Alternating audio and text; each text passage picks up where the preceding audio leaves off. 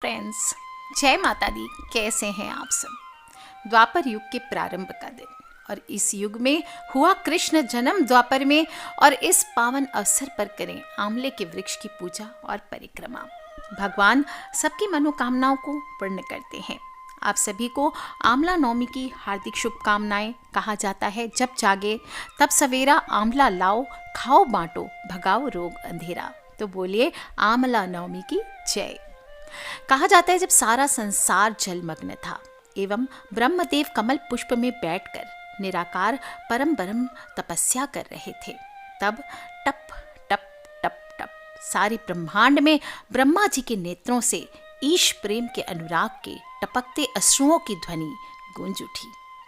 इन्हीं प्रेम अश्रुओं से जन्म हुआ आंवले के वृक्ष का, और कार्तिक शुक्ल पक्ष की नवमी को अक्षय नवमी या आंवला नवमी या युगादि तिथि कहते हैं। चरक संगीता में बताया गया है, अक्षय नवमी को महर्षि च्यवन ने आंवला खाया था, जिससे उन्हें पुनः जवानी अर्थात नव यौवन प्राप्त हुआ था। आप भी आज के दिन आंवले का उपाय करके नव यौवन प्राप्त कर सकते हैं। आंवले के 100% आर्य सत्य भी जान ले, वह स्थापन, यह आचार्य चरक कहते हैं, अर्थात सुंदरता को स्तंभित करने के लिए आंवला अमृत है।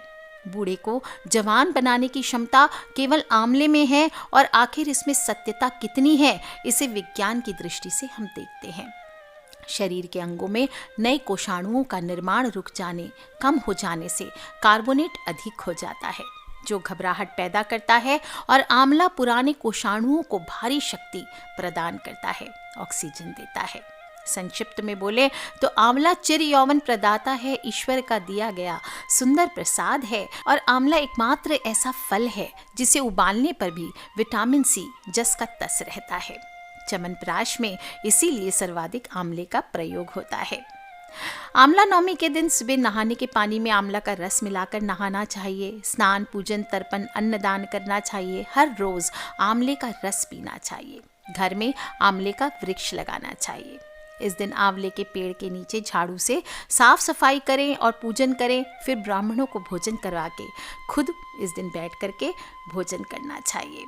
भोजन करते वक्त अगर थाली में आंवले का पत्ता गिर जाए तो यह भविष्य के लिए मंगल सूचना का संकेत होता है। कहा जाता है कि एक बार अनुसुईया सती अपने अंतर ज्योति में ध्यान मग्न थी। तब उन्हें अनेक दिव्य वृक्षों के सजीव दर्शन होने लगे, जिनमें एक वृक्ष अधिक दिव्यता लिए दर्शित हुआ। यह देखकर अनुसुईया अचंभित होकर अंतर्मन में प्रश्न करने लगी कि ये क्या रहस्य है। तब उनके अपने आत्मज्ञान प्रज्ञा पूर्णिमा में प्रकाश हुआ और उन्हें दिव्य ज्ञानवाणी सुनाई होने लगी। हे आत्मज्ञ, यह एक दिव्य वृक्ष आंवला है, जो आज के दिन प्रकृति में अक्षय नवमी है को आंवला नवमी भी कहते हैं, और धर्म शास्त्रों के अनुसार कार्तिक माह के शुक्ल पक्ष की नवमी तिथि को आंवले की उत्पत्ति हुई थी। हे देवी, आमलकी का अर्थ आंवला होता है, और इस नवमी तथा एकादशी का अक्षय महत्व होता है। ये अपने संपूर्ण 9 गुणों को लेकर प्रकट हुआ है, और मनुष्य जीव के प्रकृति में जन्म लेते ही जो वात, मल, पित्त आदि त्रिदोषों का प्रभाव लेकर के आता है, वह सभी इससे दूषित प्रभावों को नष्ट कर कर संतुलित स्वास्थ्य निरोगी जीवन की प्राप्ति के लिए ईश्वर सत्य और ईश्वरी सत्य पूर्णिमा ने मनुष्य जीव कल्याण अर्थ हेतु ये दिव्य वृक्ष आंवला, पीपल, वट, अशोक, आम, नीम, सेब आदि की उत्पत्ति की है। यूं इसके नवमी यानी 9 गुण अक्षय है, और अक्षय तिथियों की समस्त तिथियों जैसे अक्षय तृतीय, अक्षय नवमी आदि के जितने भी दिव्य परिणाम हैं, वह इस कार्तिक नवमी, अक्षय आंवला नवमी और फागुन एकादशी के रूप में मनुष्य को मिलते हैं। जिस प्रकार अक्षय नवमी में आंवले की वृक्ष की पूजा होती है। मनुष्य एक या अधिक आंवले के पौधे कहीं भी लगाएगा, उनकी देखभाल रूपी उपासना करेगा, पूजन करेगा, भक्ति स्वरूप ईश्वर सत्यनारायण और ईश्वरी श्रीमद सत्य पूर्णिमा की आंवले के वृक्ष के नीचे घट सहित स्थापना करके व्रत करेगा। यूं करते हुए आंवले का फल बांटेगा, अथवा केवल आंवले से संबंधित किसी भी प्रकार के निर्मित मिष्ठान, औषधि आदि को बांटेगा। उस भक्त को स्वयं व परिवार में जितने भी असाध्य रोग हैं, कष्ट है, उससे मुक्ति मिलती है।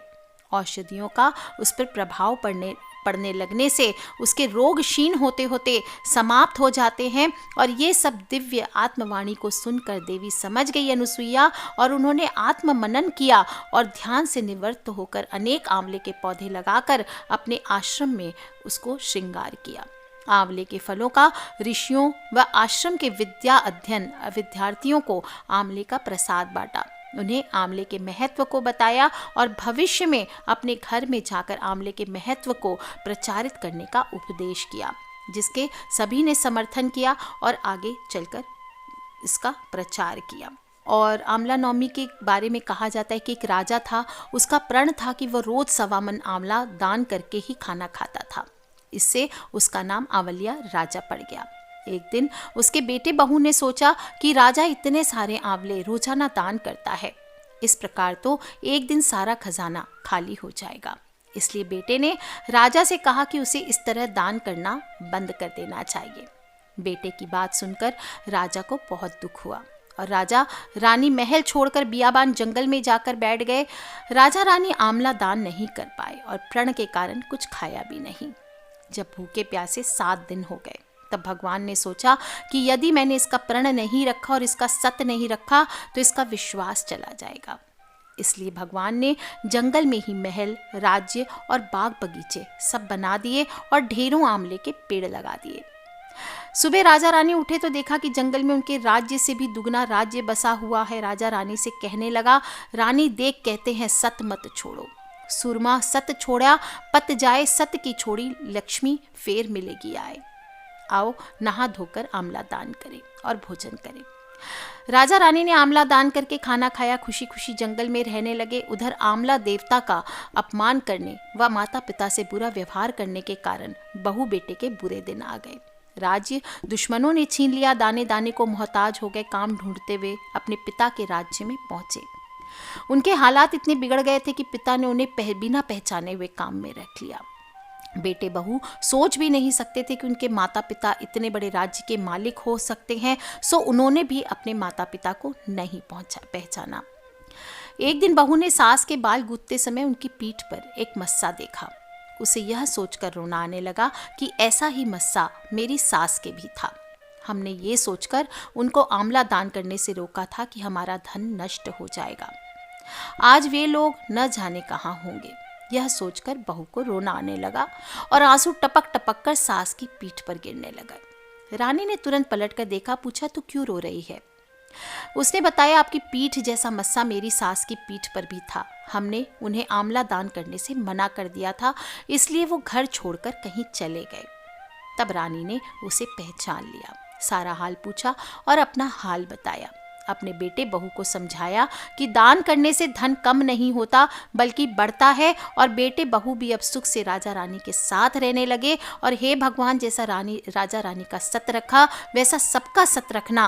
कहते सुनते हुंकारे भरते सारे परिवार का, सारे ब्रजनारी परिवार का सत रखना। बोलिए आंवला नवमी की जय, लक्ष्मी महारानी की जय। और बहुत ही खूबसूरत नवमी है आंवला नवमी। और एक बार माता लक्ष्मी जब पृथ्वी पर भ्रमण करने आई तो रास्ते में भगवान विष्णु और शिव की पूजा एक साथ उनको करने की इच्छा हुई।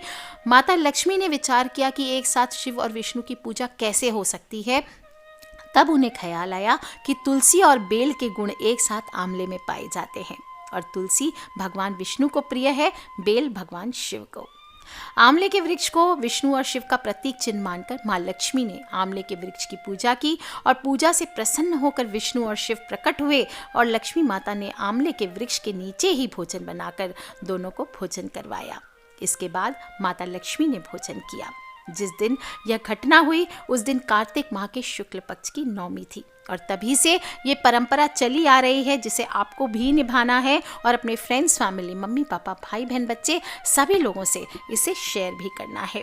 और अक्षय नवमी के दिन अगर आंवले की पूजा करना और आंवले के वृक्ष के नीचे बैठकर भोजन बनाना और खाना संभव नहीं हो तो कम से कम घर में आंवला ज़रूर खाएं। So take care friends, love you all. Subscribe करके रखें ताकि आने वाली कथाओं से आप और मैं कनेक्टेड रह सकें। Take care, love you all. आप सभी को आंवला नवमी की हार्दिक शुभकामनाएं।